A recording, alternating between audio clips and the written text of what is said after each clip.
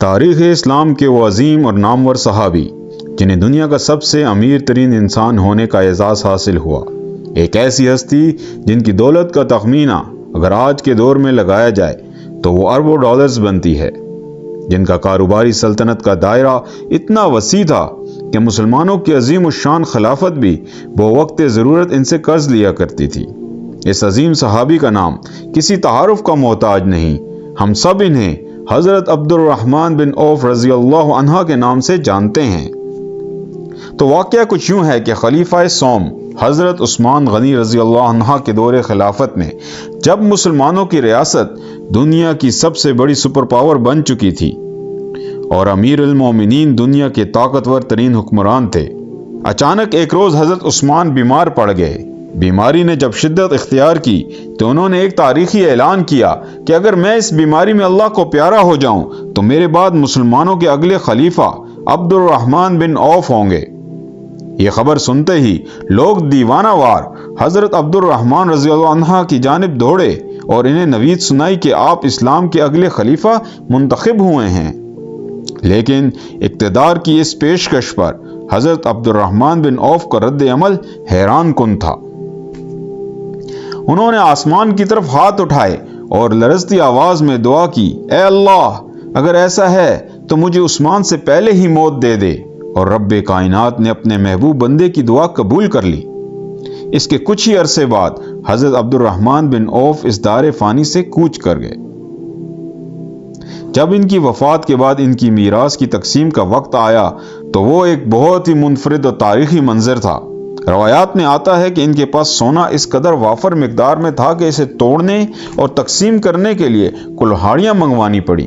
ان کے خزانوں سے 26 لاکھ سونے کے سکے برآمد ہوئے، جن کی مالیت آج کے دور میں تقریباً 700 ملین ڈالرز بنتی ہے۔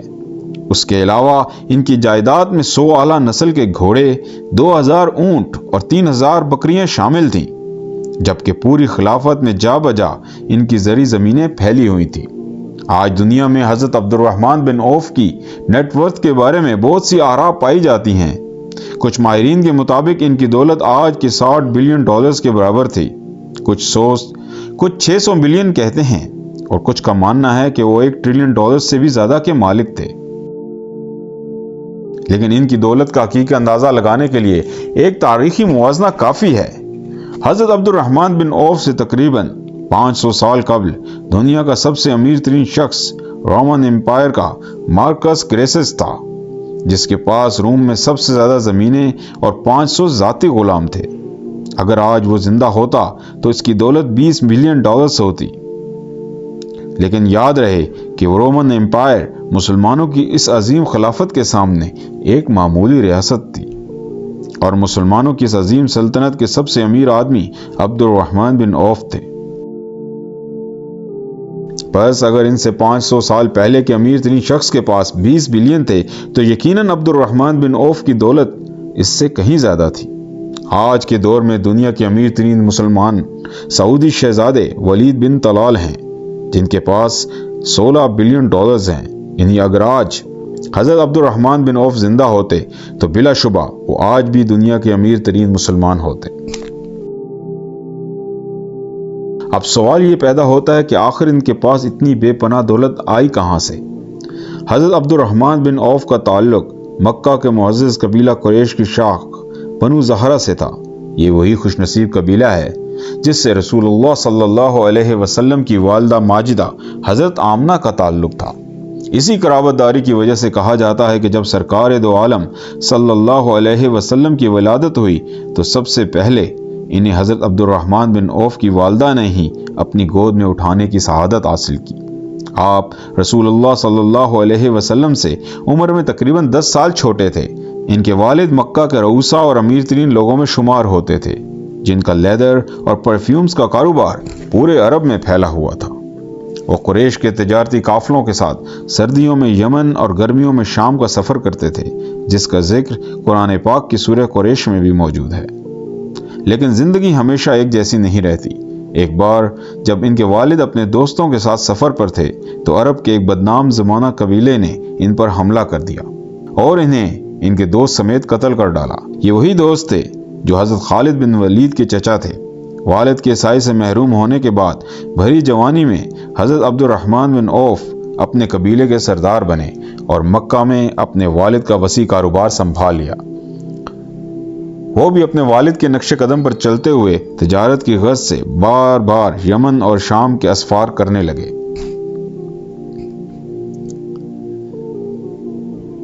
تاریخ بتاتی ہے کہ ایک بار جب وہ یمن کے سفر پر تھے تو وہاں ان کی ملاقات ایک عیسائی عالم سے ہوئی۔ اس عالم نے ان سے ایک بہت عجیب سوال پوچھا، اے عبد الرحمن، کیا تمہارے شہر مکہ میں کسی نے اللہ کا پیغمبر ہونے کا دعویٰ تو نہیں کیا؟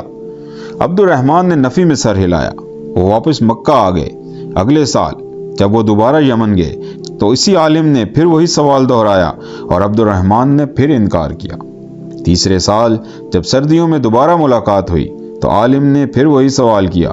تیسری بار بھی جب جواب نفی میں ملا تو اس عالم نے پرجوش انداز میں کہا، نہیں، میرے علم کے مطابق مکہ میں اللہ کے آخری نبی کے ظہور کا وقت ہو چکا ہے، تم جلدی واپس جاؤ، اس نبی کا دین قبول کرو اور جب ان سے ملو تو میرا پیغام انہیں ضرور پہنچانا۔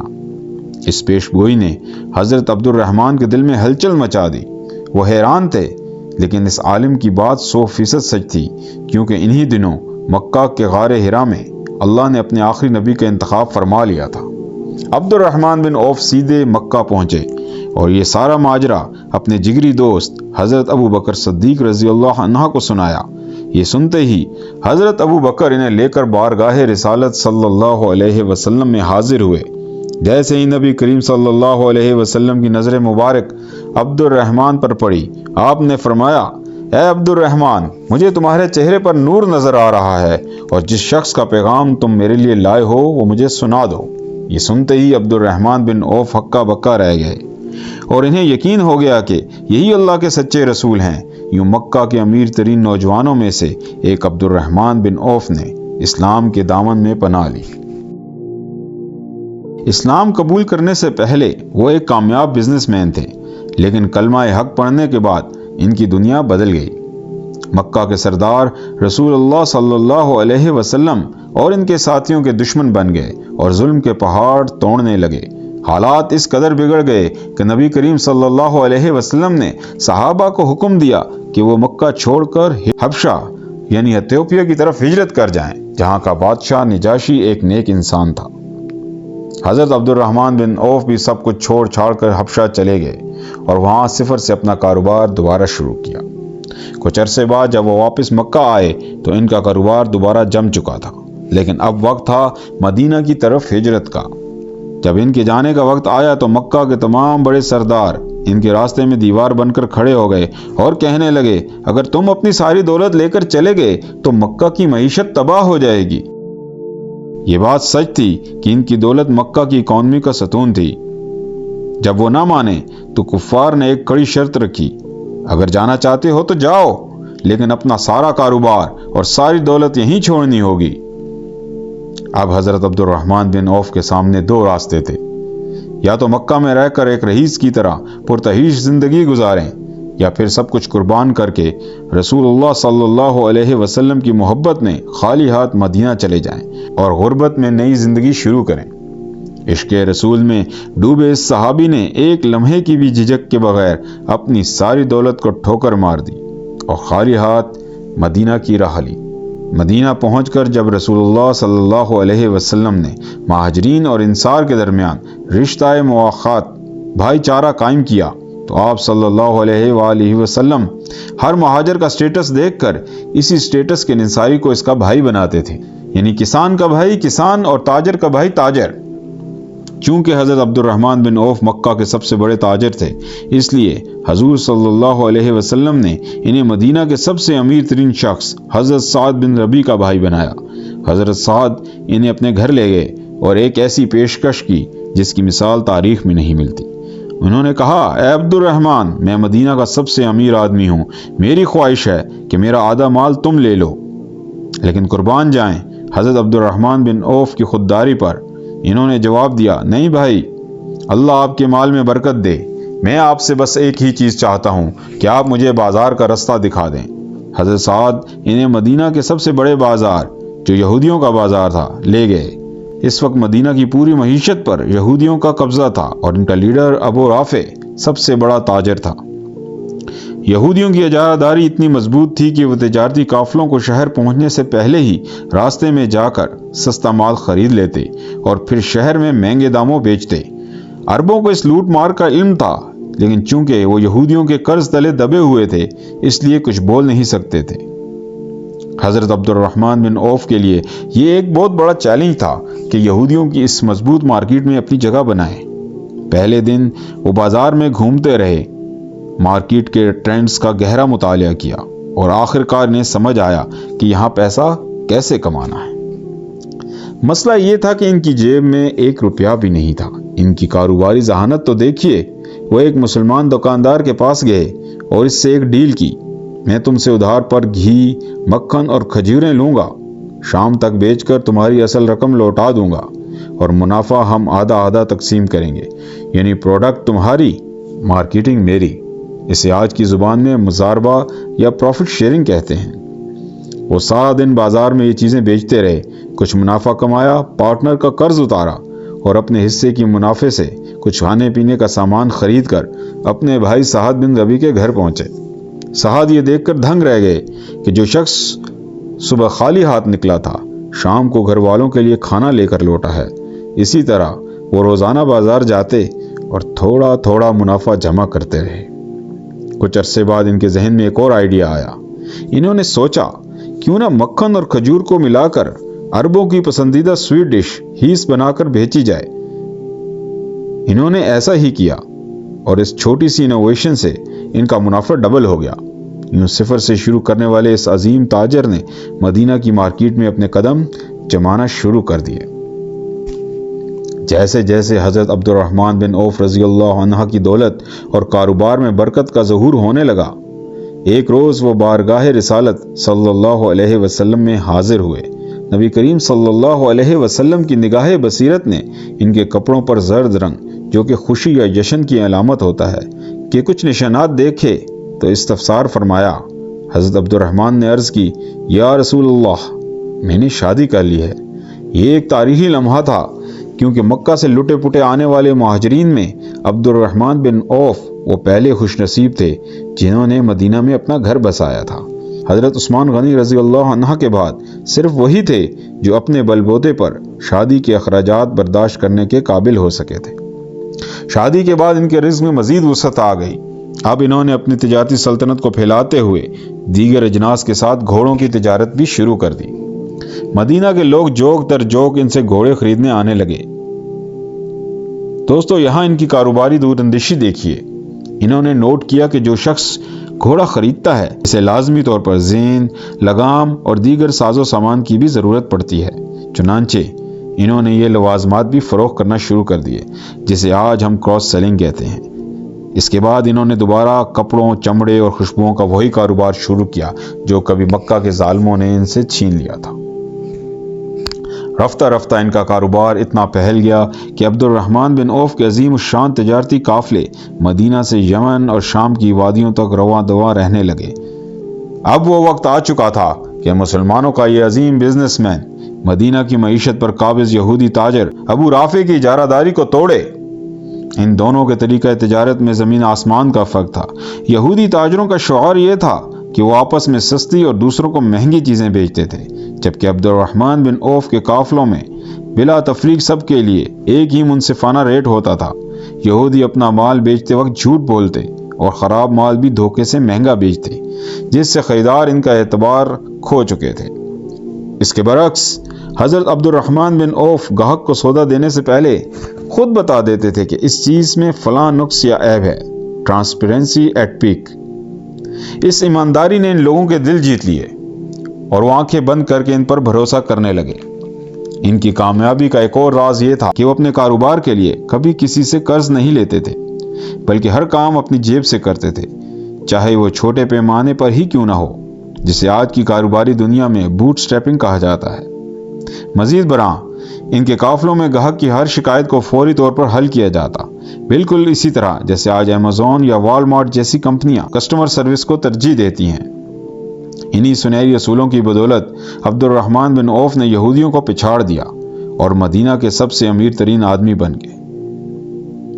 جب کسی نے حیرت سے پوچھا کہ آپ نے اتنی دولت کیسے کمائی، تو انہوں نے بڑا تاریخی جواب دیا، میں نے کبھی کوئی ایسا پتھر نہیں اٹھایا جس کے نیچے سے مجھے سونے کی امید نہ ہو۔ یہ تو تھی ان کی دنیاوی عظمت، لیکن میدان جہاد میں بھی وہ کسی سے پیچھے نہ تھے۔ وہ رسول اللہ صلی اللہ علیہ وسلم کے ساتھ ہر غزوہ میں سیسا پلائی ہوئی دیوار بن کر کھڑے رہے۔ غزوہ احد میں جب بھگدڑ مچی تو یہ عبد الرحمن بن عوف ہی تھے جنہوں نے اپنی جان پر کھیل کر رسول اللہ صلی اللہ علیہ وسلم کا دفاع کیا۔ اس دن ان کے جسم مبارک پر تلواروں کے 21 گہرے زخم آئے اور پاؤں پر ایسا زخم لگا کہ وہ ہمیشہ کے لیے لنگڑا کر چلنے لگے، مگر یہ لنگڑاہٹ ان کے لیے تمغہ شجاعت تھی۔ نبی کریم صلی اللہ علیہ وسلم کو ان پر اتنا اعتماد تھا کہ ایک مہم پر روانہ کرتے وقت آپ صلی اللہ علیہ وسلم نے اپنے دست مبارک سے ان کے سر پر سیاہ رنگ کا عمامہ باندھا اور انہیں لشکر کا سپہ سالار بنا کر بھیجا، اور انہوں نے وہ علاقہ فتح کر لیا۔ خیبر کی فتح کے بعد آپ صلی اللہ علیہ وسلم نے انہیں وہاں کے 2 بڑے باغات تحفے میں دیے۔ خیبر کے بعد ایک ایسا واقعہ پیش آیا جس نے ان کی خاندانی تاریخ کو تازہ کر دیا۔ نبی کریم صلی اللہ علیہ وسلم نے حضرت خالد بن ولید کو ایک قبیلے کی طرف بھیجا۔ وہاں کسی غلط فہمی کی بنا پر حضرت خالد کے حکم سے کچھ لوگ مارے گئے۔ چونکہ یہ وہی قبیلہ تھا جس نے زمانہ جاہلیت میں حضرت عبد الرحمن بن عوف کے والد کو قتل کیا تھا، اس لیے جب خالد بن ولید واپس آئے تو حضرت عبد الرحمن نے ان سے سخت باز پرس کی اور کہا، مجھے لگتا ہے تم نے ان لوگوں کو اس لیے مارا تاکہ اپنے چچا جو عبد الرحمن کے والد کے ساتھ قتل ہوئے تھے کا بدلہ لے سکو۔ بات بڑھ گئی اور دونوں بزرگ صحابہ میں تکرار ہو گئی۔ جب یہ معاملہ رسول اللہ صلی اللہ علیہ وسلم تک پہنچا، آپ نے خالد بن ولید کو عبد الرحمن بن عوف سے بحث کرتے دیکھا تو آپ صلی اللہ علیہ وسلم نے ایک تاریخی جملہ ارشاد فرمایا، میرے صحابہ کو کچھ مت کہو، اگر تم احد پہاڑ کے برابر سونا بھی اللہ کی راہ میں خرچ کر دو تب بھی تم ان کے مقام کو نہیں پہنچ سکتے۔